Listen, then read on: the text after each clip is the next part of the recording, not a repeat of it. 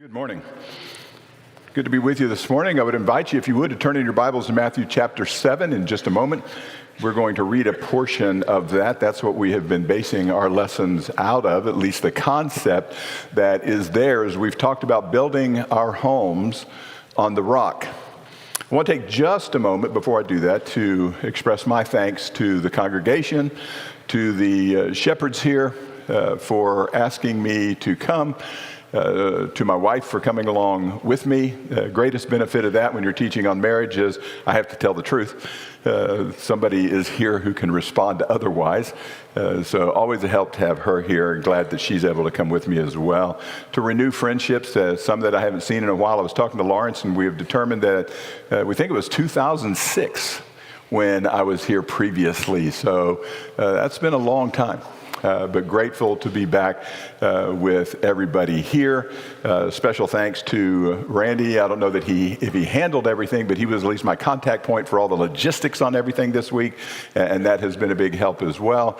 A great pleasure to be able to be back.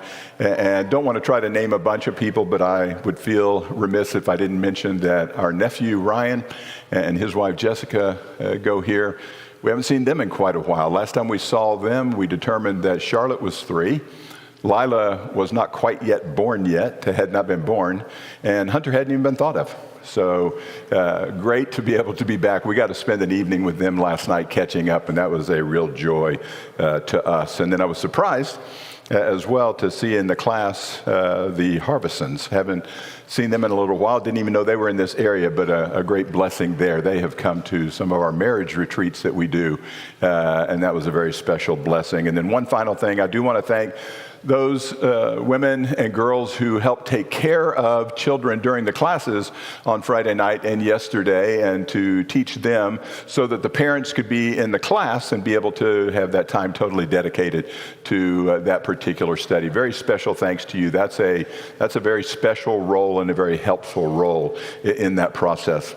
We're going to take a few moments this morning to talk about some ideas that are associated with building our house on the rock, what it truly means to have this idea of the foundation of Christ representing our marriage. And we read in verse 24 and following, the idea of everyone then, in chapter 7 of Matthew, everyone then who hears these words, who built his house on the rock, will be like a wise man who built his house on the rock.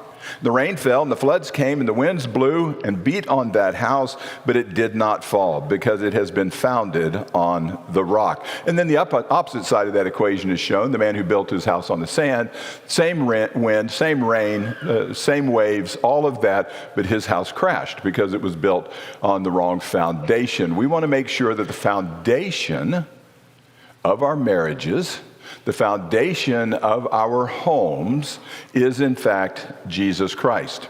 And I think it would be difficult to overemphasize in doing that as we're talking especially about our marriages, the primary established relationship in family. That as we talk about those marriages in Ephesians chapter 5 and verse 31 and verse 32, Paul draws a conclusion after he's talked about the wife submitting to her husband in all things, and he talks about as the church does to Christ, and he sets up the manner and the model of all of that. And then he talks about husbands loving their wives as Christ loved the church and set up the model and the manner of that and the sacrificial love that's necessary for all of that.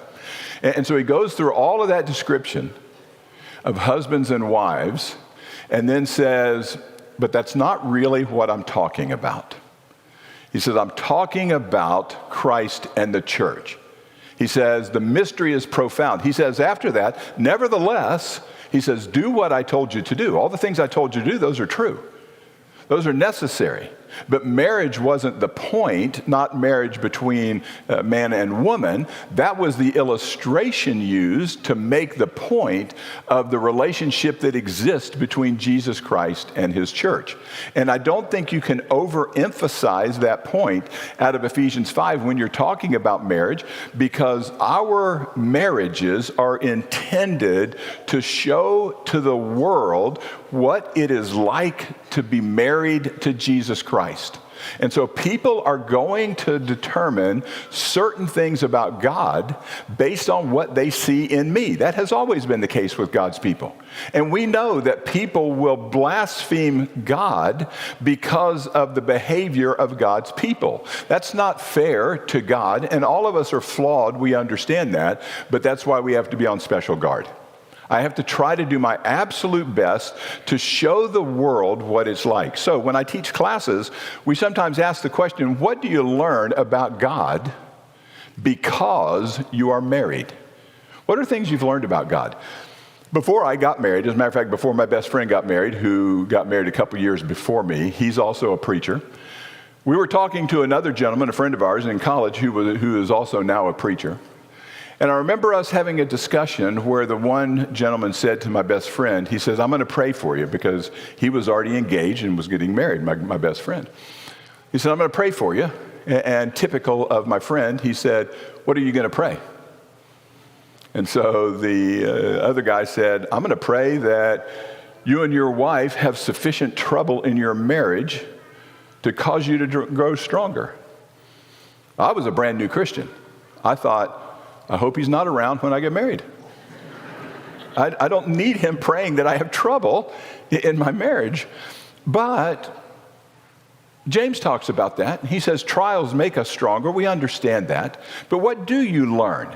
I ask couples when I'm doing a wedding ceremony for them to give me 3 reasons why they want to marry this person. 3 reasons. And I normally try to incorporate those things into the ceremony in some fashion. I have never had a couple, in all the years that I've done marriages, I've never had a couple who said, you know what? I'm marrying this person because I think they're going to help me learn a lot more about how hard it is to forgive somebody. Nobody gets married because they're thinking in terms of, I want to be offended so that I can learn to forgive better. And yet, marriage is very much that way. You see that quote if you've got the sheets. If you don't, it says marriage becomes a series of surprises for most of us. And one of them is how frequently we need to forgive and be forgiven. Written by Ed Wheat in his first years of Forever. I would tell you that's true. We learn about forgiveness, and in doing so, I learn about God. Have you learned some things about yourself and about your spouse that have required you to forgive one another throughout a process of marriage? The answer is clearly yes, and the longer you've been married, the more that has to happen. There are times when we have to forgive, sometimes for very small things. You look at a passage like 1 Corinthians 13 where it describes love, and I do pretty good with some of those things. You ever look at God's list and think, hey, I'm doing all right? And then you get to a word and it's like, yowzers. If you'd have left that out of the list, I'd have felt a lot better. 1 Corinthians 13 says, love is not rude. Wait, I'm sorry. Being rude is unloving? He says, yes, it is. Have you ever been rude to your spouse? Ever sarcastic with your spouse?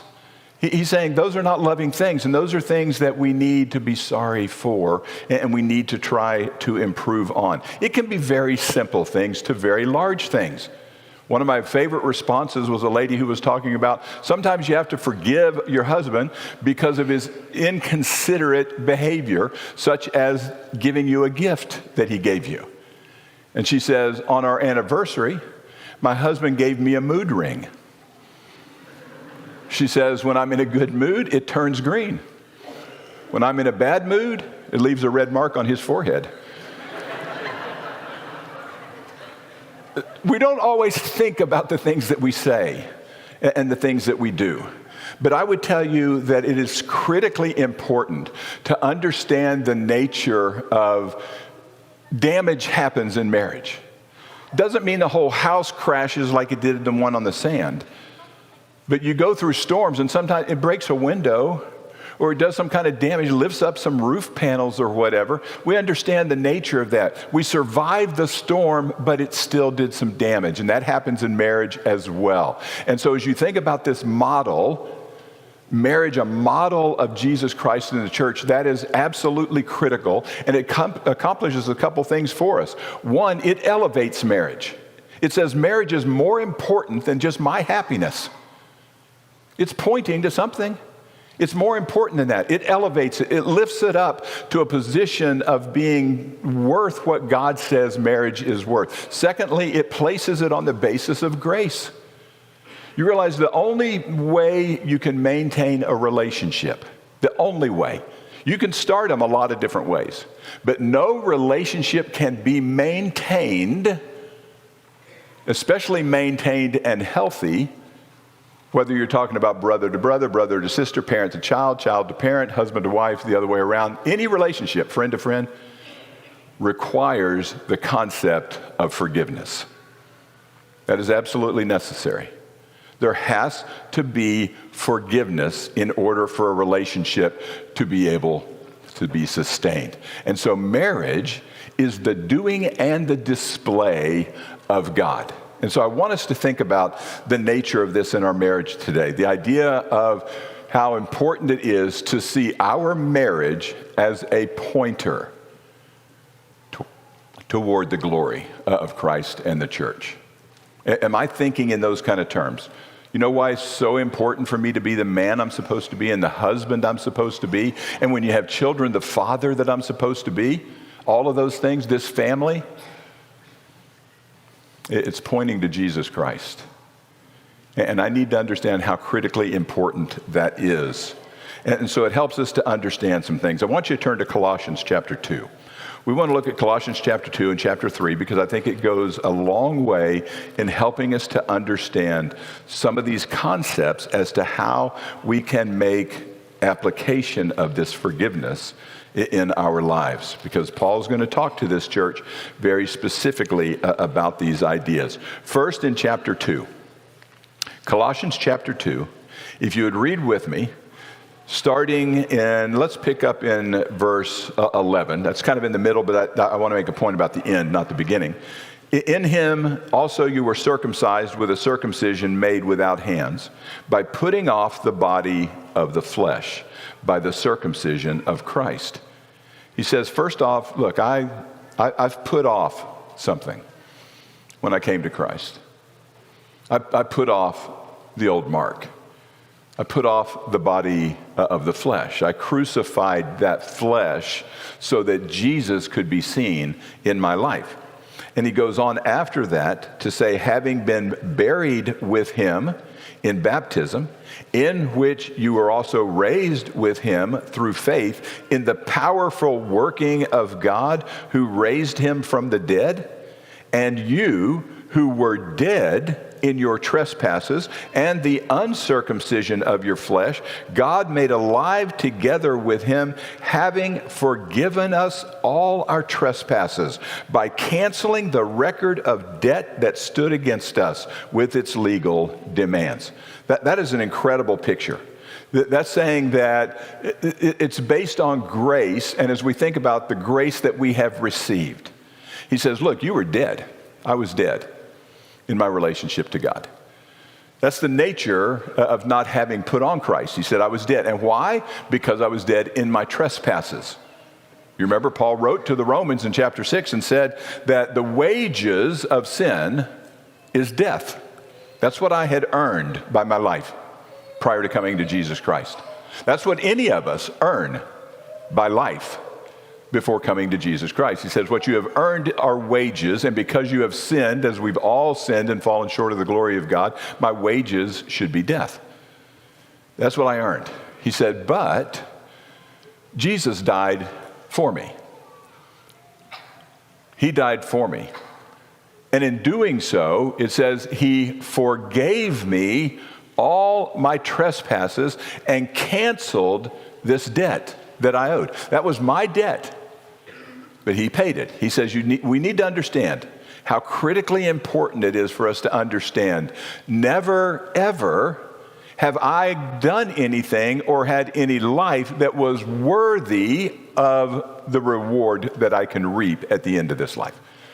I have all that I have by the grace of God. And Paul says you need to understand that. It is a gift that he has given us. We have received that gift of grace. In Colossians 3, he's going to help us understand, so now who we are because of that. In Colossians chapter 3, look what he says.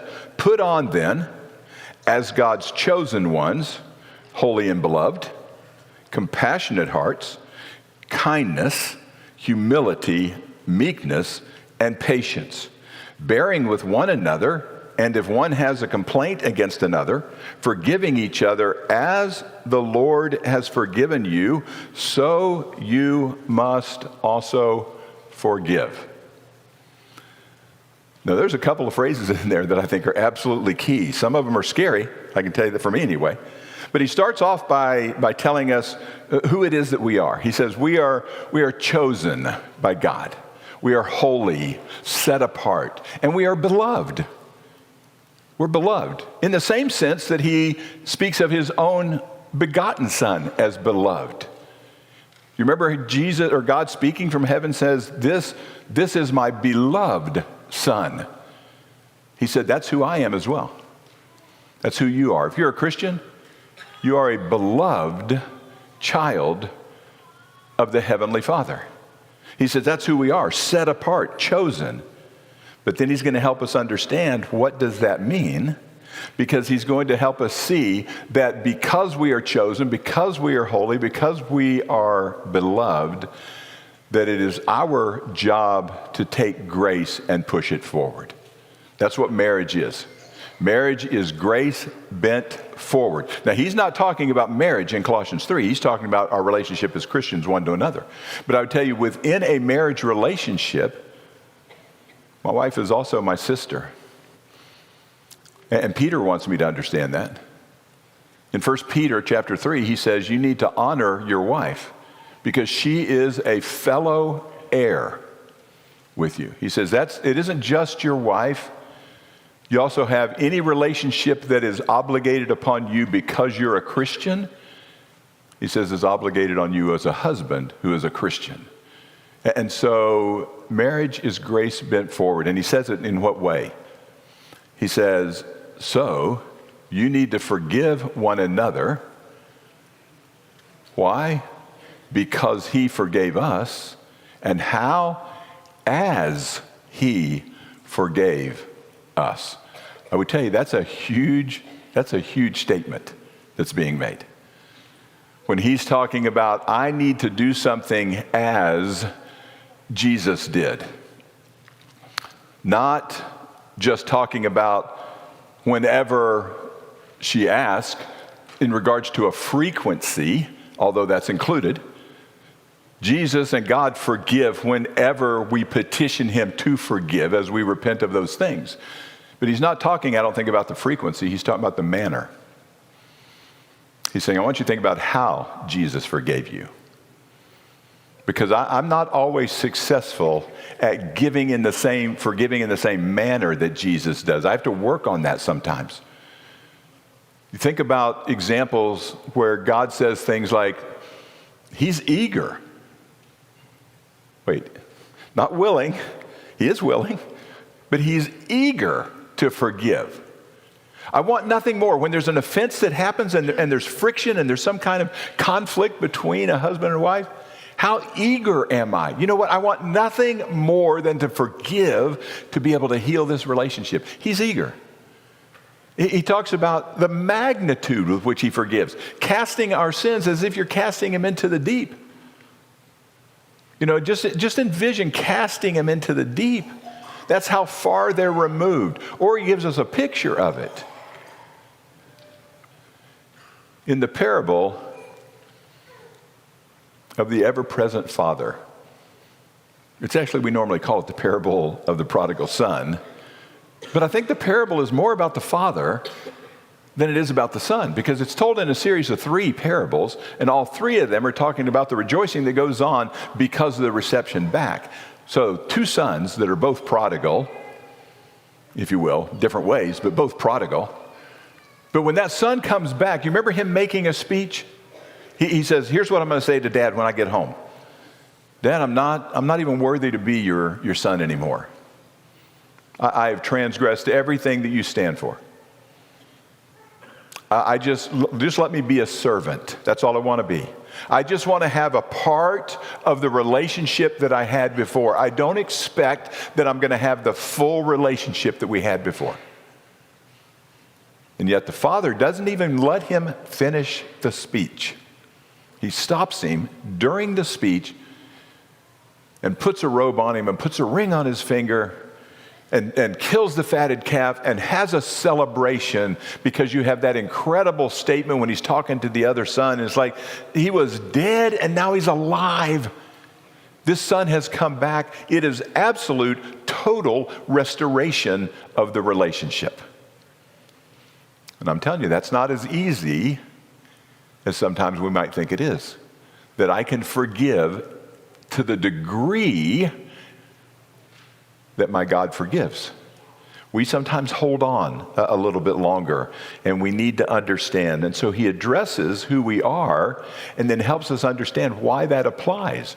He says, because we have an inner attitude that leads to an outward behavior. God tries to change sometimes the way we think and the way we feel, not just change the way we behave. We understand that concept, do we not, with children? Our children, when they were at home, there were multiple times that you're correcting them and changing their behavior, but your goal is not just to change their behavior. Your goal is to help them become who you want them to become. I want them to change from the inside. I want them to fall in love with God and to do the things they do because they are in love with God, not because Dad said to do it. God's the same way with us. He changes the way we think sometimes to change the way we behave. In Philippians, 10 different times he talks about the way we think, change our mind and our mindset in order that he can change our behavior. So he says, here's who we are. He says, look, you are this elect and this holy and beloved. And he says, and you have certain characteristics.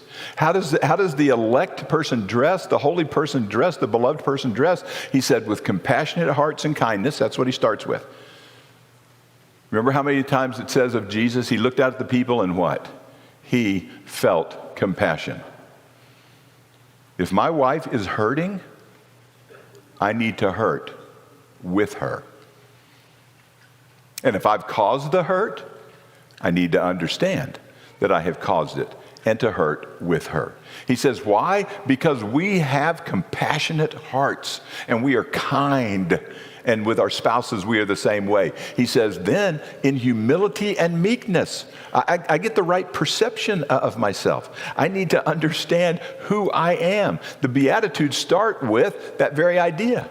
Blessed are the poor in spirit. Those that are humble, those that recognize, you know what, I'm flawed. I'm flawed here, and I made a mistake. I need to understand that that's who I am. And with meekness, it's not saying weakness. It is strength, but it's strength that's under control. I need to understand that's who I am. And then he says, and with patience, long suffering, literally, not just patience, not like that quick patience. One lady was talking about being stopped at a red light and her car stalled. And she tried to start it up. The light turned green. She's trying to start it. The guy behind her is just blowing his horn. You know, how long do you have to sit at a green light before somebody behind you honks? We don't have a lot of patient people in this world. So he's blowing his horn. She's trying to start the car, can't get it started. He keeps laying on his horn. She finally gets out of her car. She walks back to him. She said, I'll tell you what, if you'll do me a favor, if you'll try to start my car, I'll honk your horn for you. But he's not talking about that kind of patience. It's something that just bothered me quickly. If you're like me, you know, we could be at the grocery store. You ever come around the last aisle at the grocery store and you're looking at the counters and you think, that's it right there. That's the fastest one. This one could cost me 2 minutes more. You know, so you're heading toward the other, or you know the checkers. Oh, don't go to her. She talks to everybody. She's going to get forever to get you through there. Sometimes patience is that quick thing. But he speaks about Job and his patience, which is really long suffering. And he's saying that's who we are. We need to understand you bear up for a long time with things because we are patient. And so he's going to use two words to help us understand what our behavior is supposed to be. And they are not the same.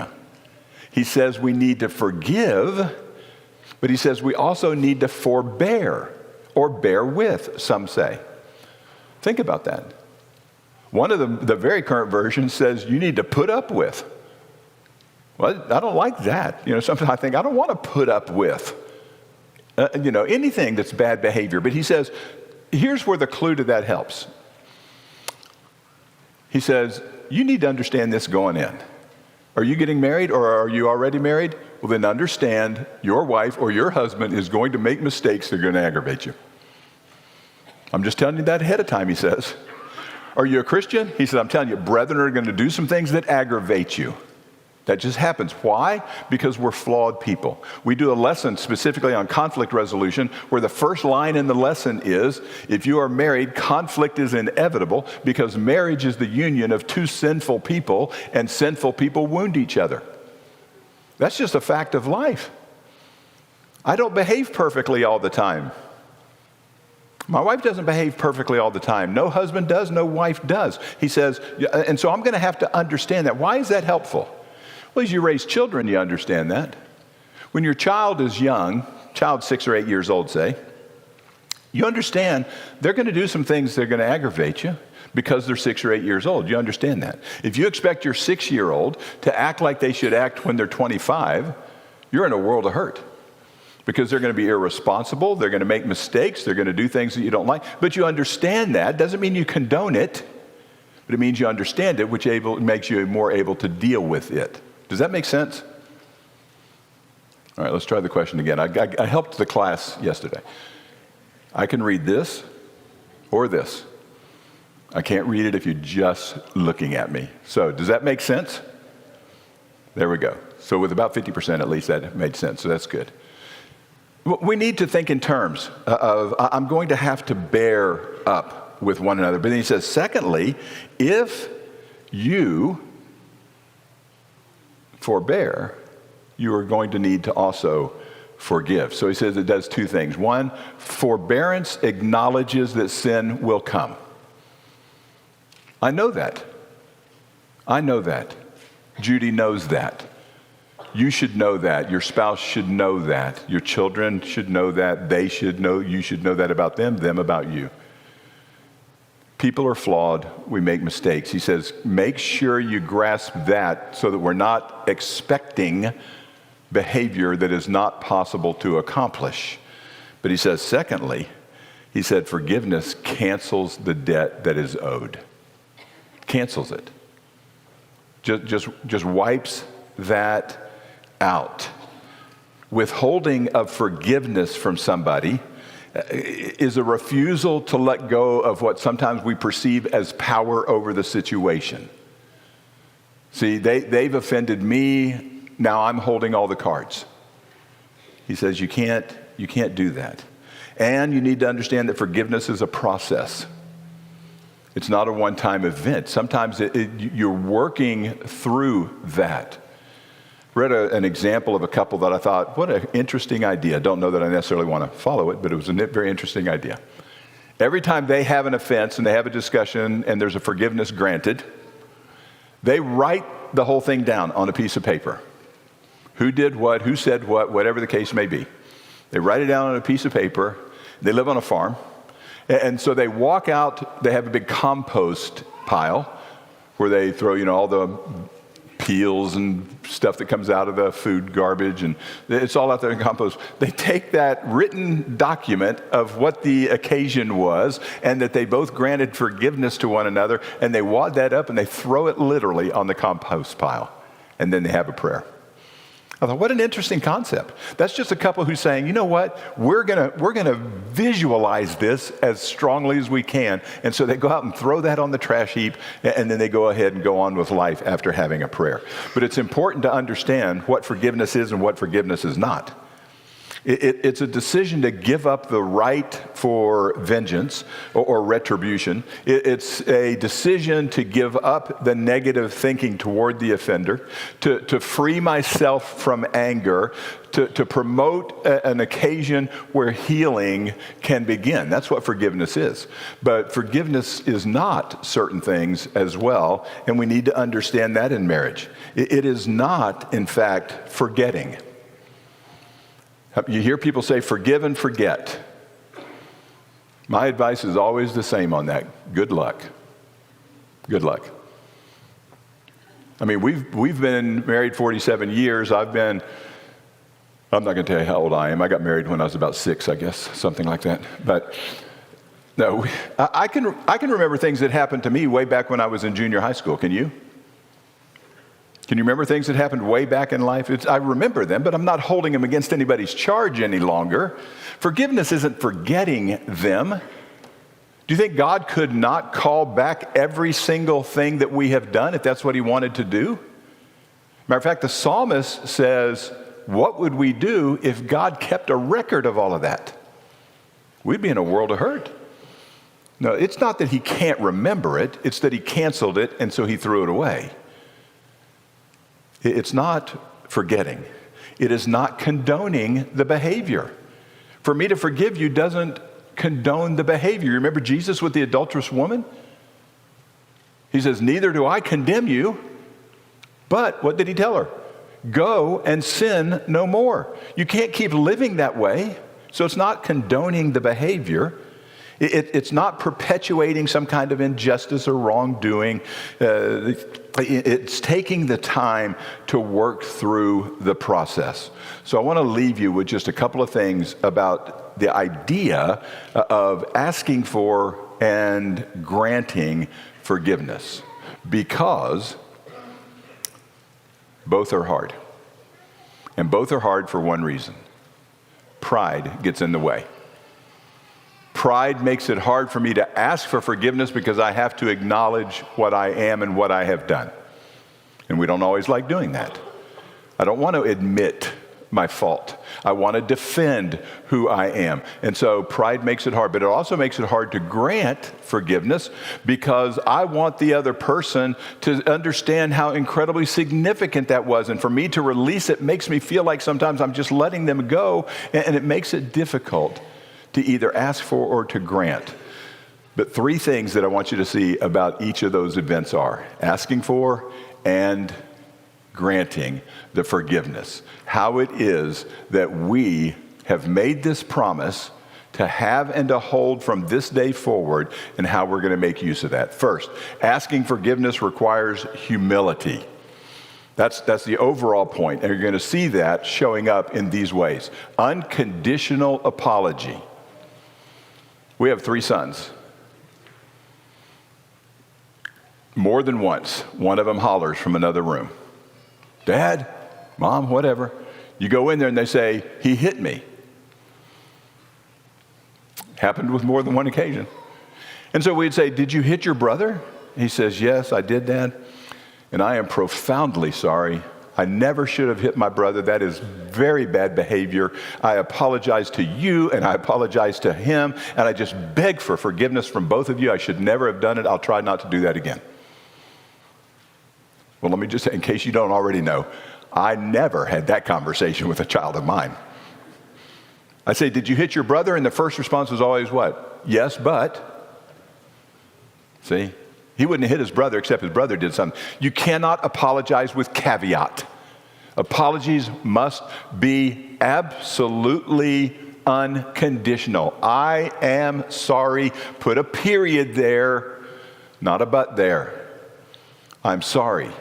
Because apologies require 3 things. They require remorse. In other words, I need to genuinely feel sorrow. They require that. They require responsibility. I need to take responsibility for my part. My partner may have to respond to me too, but I have to take responsibility for what I did. I'm sorry that period, as you described that. And third, they require remedy. And so we need to think about all those, because the second thing you have to do is follow up with action. You have to have action. Remember John the Baptist telling those that came to him, the Pharisees, when he called them a brood of vipers, but he said, bring forth fruit worthy of repentance. So if I was rude to my wife, I need to work hard to not be rude to her again. Doesn't mean I'll succeed at that completely, but I need to follow up with action. Third, I need to give time for healing. The fact that I apologize to her doesn't mean she stops hurting. You do something to offend somebody, they can forgive you, but they still hurt. That still happens. They're the ones paying the cost. And in granting that forgiveness, it takes strength to do that because you have to make the choice. It isn't how I feel. I am so thankful that I'm not depending on God in heaven to say, well, let me think, how do I feel about forgiving Mark today? How am I emotionally in all of this? It's not based on that. It's based on his love and his commitment and his promise, as it should be between us. It isn't based on how I feel. It is a choice that I have to make. Forgiveness is an act of will, not of emotion. It is a choice to forgive and cancel the debt. Is that hard? Yes, it is. And so you need to share your hurt. And I'll tell you why this is important. This is important because it takes it out of the realm of what you did and puts it into the realm of how I feel. Because I can tell you, there are things that I've said on occasion that I didn't think were as bad as what they seem to have an effect. You ever been there? It didn't, almost to the point we want to tell someone, you shouldn't feel that way. It is how she feels. And so be willing to share your hurt. Help your husband, help your wife understand how you're hurting. Because if my wife is hurting, how can I feel anything but sorrow and apologetic for causing that? Doesn't matter how bad I think the offense was. I hurt her. So you need to share your hurt. If you're the one who's been offended, forgive the person, but express the fact that you hurt. And then stop the video. You can't keep replaying it. That's hard, but you have to push that stop button. You can't keep bringing that up. You can't keep letting it dominate. I have to stop the video if I'm going to move on with life. Is that easy? No. That's what makes forgive as he has forgiven you so unbelievably difficult. Because he does all of those things and helps me understand why I should improve, but also how completely forgiven I am. And I'm grateful that every time I come back to God is exactly like it was the very first time I came to God. And he said, all your trespasses, Mark. You are absolutely, completely clean. We have total fellowship again. I have to tell you that to me is an incredible, amazing, awesome feature of who our God is. That he says, you fouled up again and I take you back as if nothing has ever happened. It is completely wiped out. That's the way God forgives us. If you're not a Christian, that's what he wants to do for you today. He's eager to do that for you today. Wants to forgive you and grant you absolute, total fellowship with him so that we can look forward to an eternity with him in heaven. All you need to do is respond to his call. If you believe that he truly is the Son of God and willing to acknowledge that, confess that before man, and then that very important, like we talked about, coming back to him, repenting, turning from serving yourself to serving him, he says you are ready to literally and spiritually be born again, immersed in a watery grave and raised in newness of life to start day one with Jesus Christ as your Savior. What an incredible thought. We'd love to help you do that today if you want to do that. For those of us that are Christians, the invitation is always there as well. Can I be more Christ-like going forward than I have in the past so that I can demonstrate who he is through my relationship with my spouse and with my family? We'd love to help you. If we can, let us know while we stand, while we sing.